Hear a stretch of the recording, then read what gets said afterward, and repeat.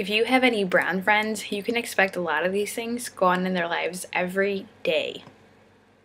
If you're a girl, the only reason you're in college is to find a husband. Your parents wanted you to do pre-med and be a doctor because it makes you look better for marriage.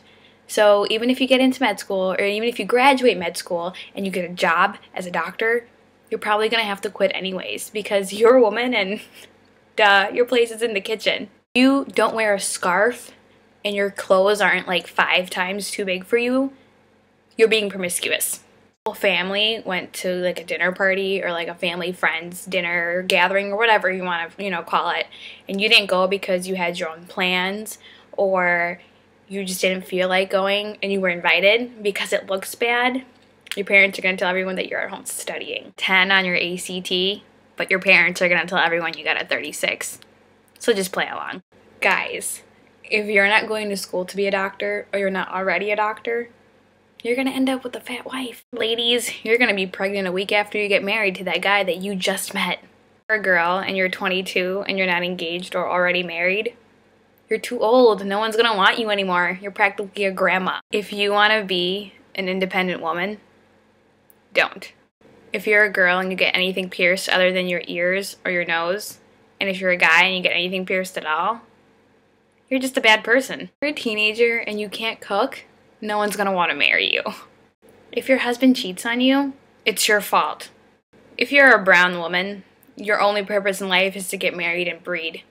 Preferably boys. Some woman in Alaska gets kidnapped or something terrible happens to her, and you live in like the very south tip of Florida, automatically it's assumed that that same exact thing is going to happen to you. So you're not going to be able to leave the house or even like walk to the end of the driveway. If you're a girl and you have a best friend and she's a girl and you spend a lot of time with her or like you talk about her a lot or like, you tell your mom stories about her, she's going to think you're a lesbian.